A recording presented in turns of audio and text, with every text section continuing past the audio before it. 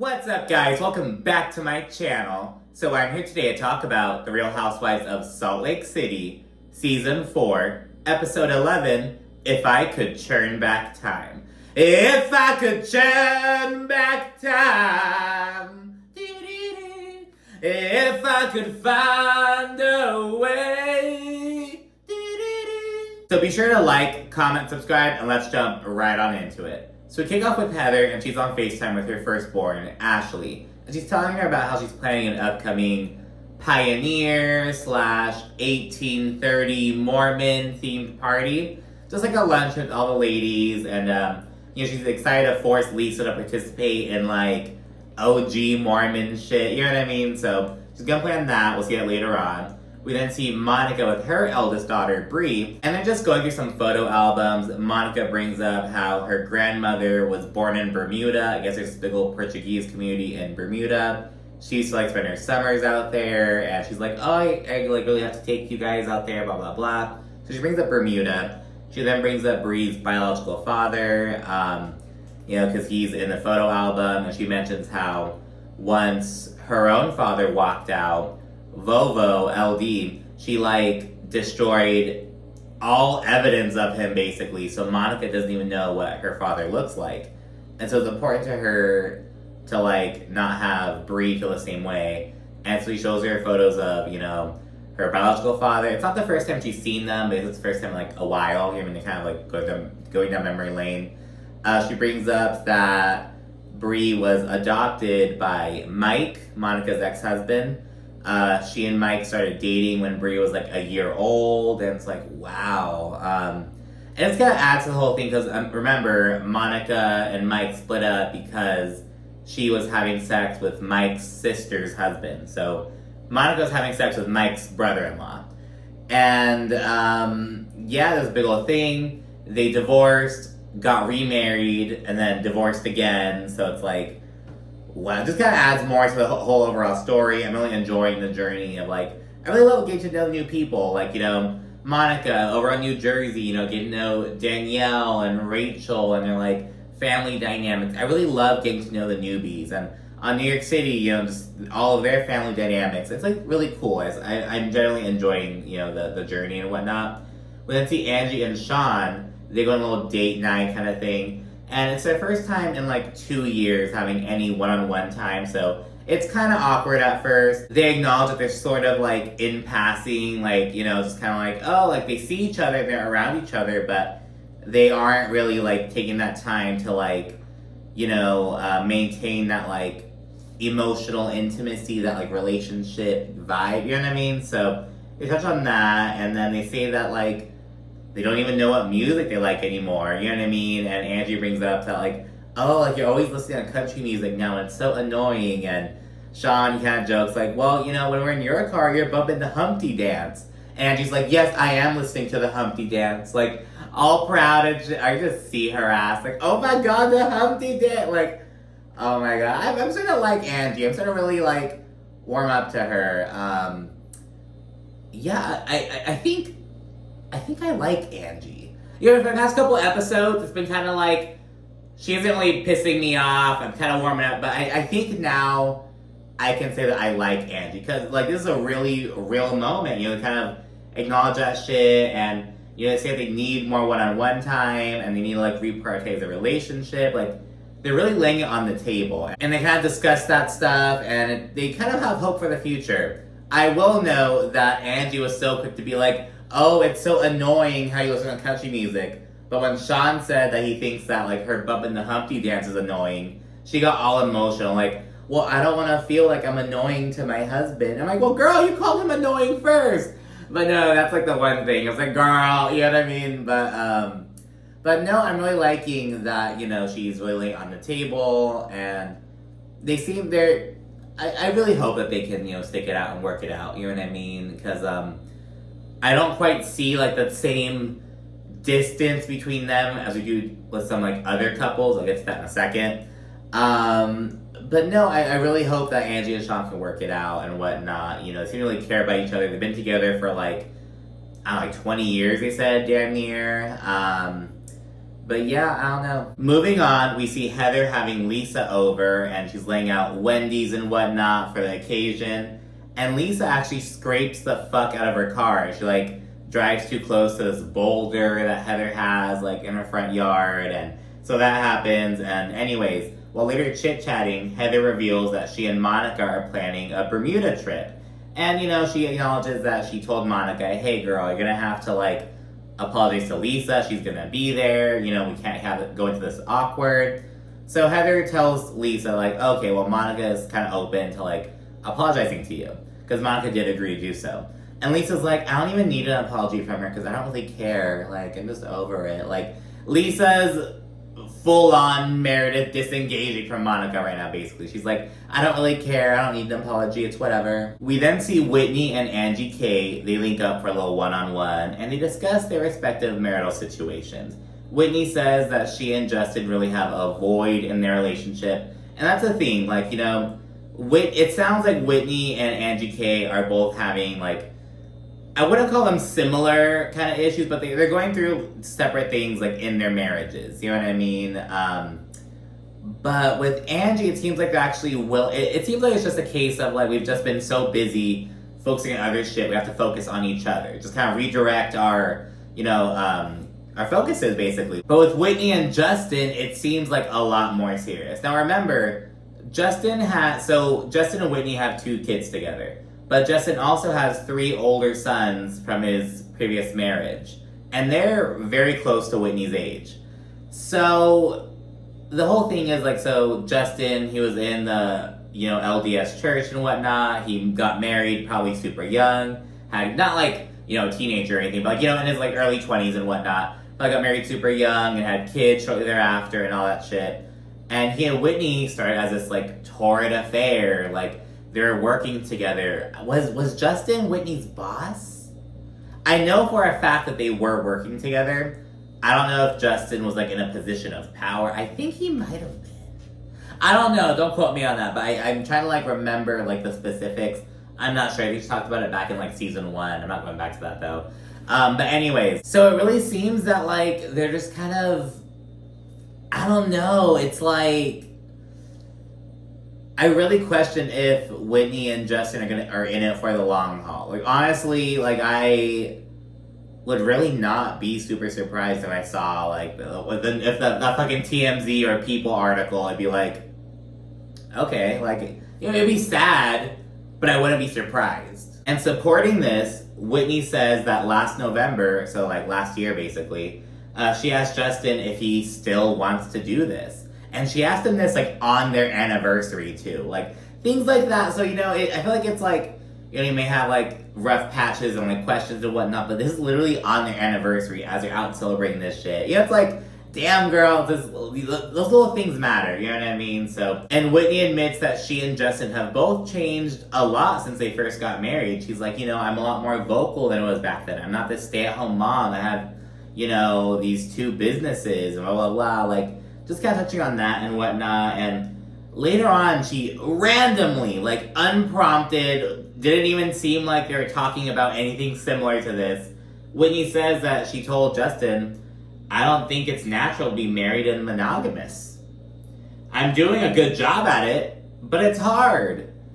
And again, they didn't even seem to be talking about the subject and whatnot. It was so funny. Angie was like, you know, we're animals at the end of the day, and animals don't stay with one life partner unless you're a duck. And there are a lot of animals that actually do like mate, not a lot, but like some animals that like mate for life. And I do know like, a lot of them are like birds. Swans, I know they mate for life. Ducks apparently as well.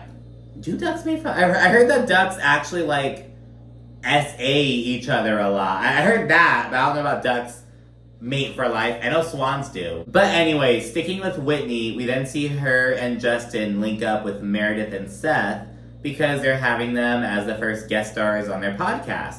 And it was so funny when they link up, Whitney's like, oh, so your podcast is called Hanging by a Thread, so why are we the first couple you're having on? Like, and Whitney and Seth explain, you know, it's like, just you guys are an interesting relationship. It doesn't literally mean your marriage is hanging by a thread. But Whitney and Justin are like, well, I mean, like, marriage is kind of hanging by a thread. Like, it's, you know, if you think about it, kind of is. Like, it's, you could just fucking end that shit right away. You know what I mean? Like, hypothetically, it has that bad connotation, but you really think about it, it's like, well, I mean, yeah, we're not like locked in like that, you know, unless for like financial reasons and whatnot. But that's like legally you're not like locked in, you know what I mean?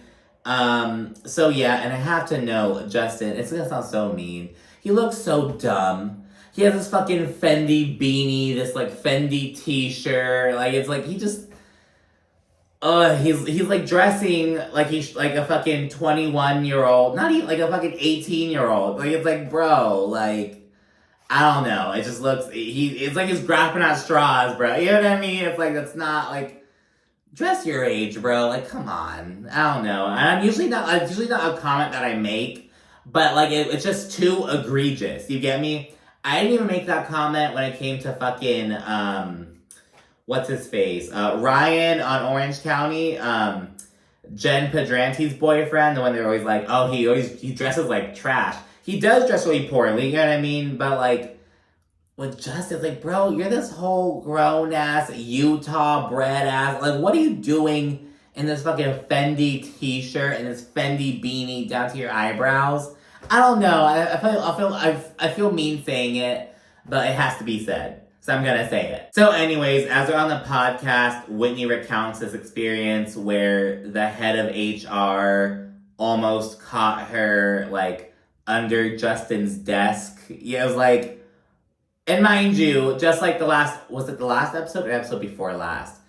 Really recently, Whitney was getting on Lisa's ass, but like, oh, I think it was in the last episode, yeah. Like, oh, we don't curse in my house, blah, blah, blah. Girl, you're here talking about, like, getting caught giving your man blowjobs at work. Like, oh my God. It's like, Whitney.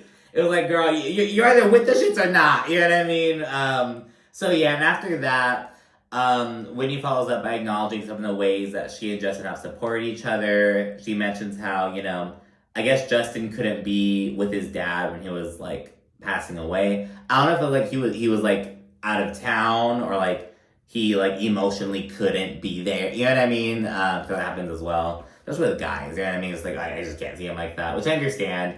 But it's also like, bro, like, he's slipping away. Like, you gotta be there. But yeah, so Whitney says that she was there, like, with Justin's dad when he was passing away. She also mentions how, you know, Justin has helped out with, like, her mother and her father's sobriety journey, and, like, he helped her out through her shit, and just kind of just touching on that and whatnot. We then see Heather. She's preparing for her luncheon, and it's complete with bonnets and aprons, all that shit. And Lisa and Meredith, they arrive together, and they see the bonnets, and they're like, oh, we agreed not to do costumes anymore. We're not doing costumes. Heather, she's like, oh, great, you know, I would never ask you to, like, you know, wear a costume. However, I would ask you to, you know, join me in celebrating our shared heritage. Just fucking Uno reverse that shit real quick. Like, so everyone puts the fucking bonnets and these little aprons on, and it's just this whole vibe. When Whitney pulls up, she's like, what the fuck is happening? You wrote a book about leaving the Mormon church. Why are we going right back to where it started? Because Heather acknowledges, so she wanted to do this little luncheon just in general. Then she decided to make it a Mormon theme because she's like, oh, it's the month of April, and I guess the Mormon church was founded on April 6th, 1830. So it's kind of just paying homage to that, and we'll do some, like, you know, little Mormon pioneer activities. When Monica arrives, she greets Lisa just kind of cordially, and Lisa just straight up ignores her. There's a little butter churning moment. They pour, like, heavy cream into these, like, mason jars. They have to, like, shake them up to churn the butter. They do it really quickly, but Meredith keeps churning the butter all throughout the fucking luncheon. Just, like, on the side, just churning the butter and shit. Then they make these little dolls, like, these little handkerchief dolls, like, these OG Pioneer things. And yeah, Monica, she named her doll Molly Mormon because they all go around and share, like, the doll name. It's kind of like whatever until we get to Monica. And she's like, yeah, her name's Molly from Molly Mormon because that's, you know, who I used to be. And she gave her, like, a scarlet letter.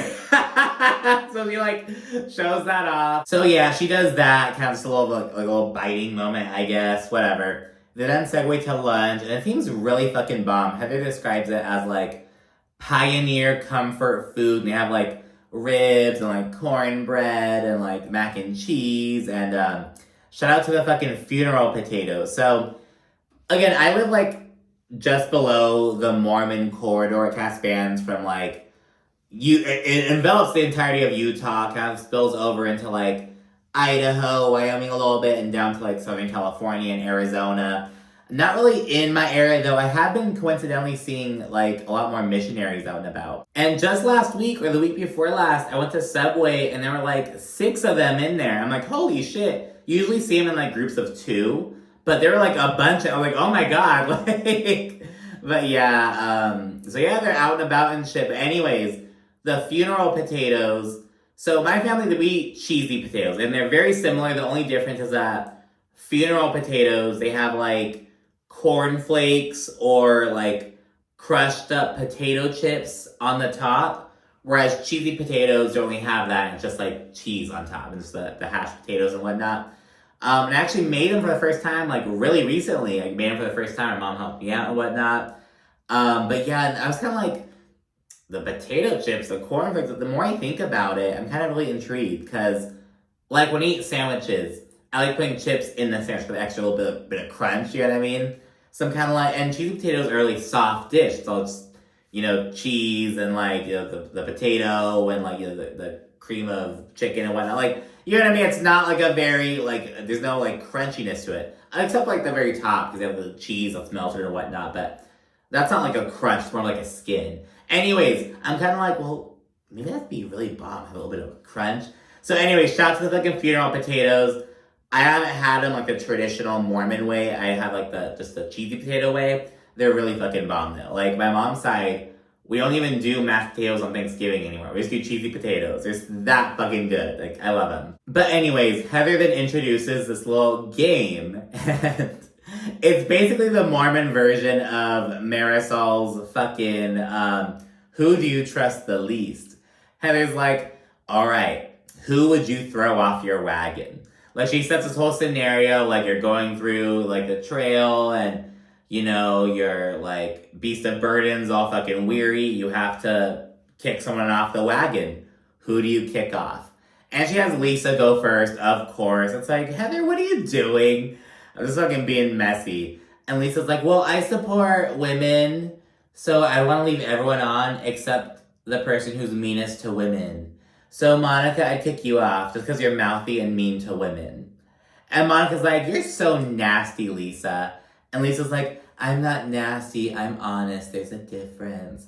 And Monica responds by just fucking impersonating Lisa, just kind of just being a douche about it. It was just really funny. Honest, there's not a difference. You're just nasty. You like my voice so much, you like to use it all the time. I love that. I hate your voice so much, actually. It's really annoying. As they go back and forth, and Monica's like, you're so nasty. Like, a nasty person would comment on someone not being wanted by their own mother. And we get the flashback of Lisa saying that. And Lisa, just completely disregarding that, she's like, well, you called your mom Ted Bundy. I would never say that. I would never call my mom Ted Bundy. And remember, Lisa stole John from her sister. Lisa's sister used to date John before Lisa did. I would never do that to my sibling. You know what I mean? So, girl, don't stop acting like you're so fucking perfect, bitch. And Monica says that it really makes sense that Lisa likes LD so much because fake likes fake. Monica then says that Lisa is nasty on the inside and so ugly before saying that Lisa doesn't know shit. And the other ladies start really pushing back. Mostly Heather and Whitney. It doesn't appear as though anyone else really spoke up, but Heather and Whitney are like, Monica, chill. Like, Monica, reel it in. You're acting like a crazy person. There's a little bit of a commotion. Angie K, like, gets it to shut down by literally standing up and breaking a glass on the floor. She's like, Oppa! Like, stop! Like, so yeah, that happens. And Monica gets really emotional because she's like, the hypocrisy is insane. And she's, like, really triggered. She feels like she is getting told shit for defending herself when the person starting the shit is getting away scot-free. It really reminded me of, like, the situations that Candace gets in sometimes where she's like, you know, someone starts shit with her, she retaliates, And they're like, well, Candace, you went for the jugular. You cut to the white meat. What the fuck? You know what I mean? And she's like, well, don't start shit. Like, it really reminded me of that. And I kind of empathize with Candace because of those situations. Because I've been in that situation where it's like, oh, like, you brought a fucking, a gun to a knife fight. Like, that shit. It's like, well, bitch, like, don't fucking, like, don't open the door. You know what I mean? Like, stop. Like, I'm not the one starting shit. So I really feel Monica in that moment, just, full disclosure. That's kind of why I, like, empathize for people in that situation. They're like, oh, like, you're going too far. It's like, I didn't start this confrontation. So yeah, Monica gets emotional. She leaves the table, and Heather gets up to comfort her. And, after Monica keeps, like, kind of being emotional, Heather says that Monica and Lisa were tit for tat. She's like, I don't know why you're freaking out. Like, Lisa was saying shit, and you were saying shit too. And, but Lisa and Monica may handle that different. I don't know. Like, Lisa's trying to play it cool, but that shit gets under Lisa's skin. Like, you know what I mean? Like, in the last time she and Monica went back and forth, Lisa was like, ah, ha, ha, ha, ha, just trying to laugh it off, but that shit irritated her. You just know it. But Monica seems to be a bit more open with her emotions, even though wear them on her sleeve a bit more. So yeah, she says that it felt like a gang up. She's like, it wasn't just me versus Lisa. It was like the table versus me. Lisa then goes over and she gives Monica this, like, fake-ass apology. She's like, if you need me to acknowledge it, then I will, and I apologize. And I want you to know that my comment about saying you're mean to your mother doesn't negate any of her mistreatment towards you. And Monica also apologizes for calling Lisa so ugly. I don't think either of them really meant their apologies, to be honest. In fact, Lisa in the confessional, she's like, I just apologize because Heather worked hard on this party. I just want to kind of squash the bullshit, essentially. And they agreed to move on and head back to the table. But while there, Monica's hella, like, blah. She's just not really feeling it. And Heather proceeds to randomly announce the Bermuda trip. And Monica doesn't really play along with it. She's just kind of like, whatever. And this, like, pisses Heather off. And she's like, Monica, you're switching up. And you're crying and saying that, we're all attacking you. Like, you weren't here just starting shit with Lisa. Like, your acting wheel just came for you out of nowhere. And that's not the truth. Like, Heather really, she flips on Monica, to be honest. And Monica mentions how, she always wondered why Jen Shaw never had anything good to say about Heather or Lisa. But now Monica knows why. I'm like, well, shit, Monica, are you sure that Jen Shaw would have nice shit to say about you, madam? You know what I mean? So, I think Jen Shaw might be like, all right, girl, like, we're fucking shit up out here. I don't know, but yeah, it's like, and she's not like, girl's Jen Shaw, she's in prison, like, let's leave her out of this, but, that's how it ends. The main takeaway from the episode for me was just, like, Whitney's relationship, to be honest, just kind of the questions about that. But Heather really switching on Monica, like, kind of continue to be public enemy number one, in real time and on the show. She's a strong player. I actually really like Monica. But anyway, thanks so much for watching. Be sure to like, comment, subscribe, and stay tuned for more. Thanks again. Bye.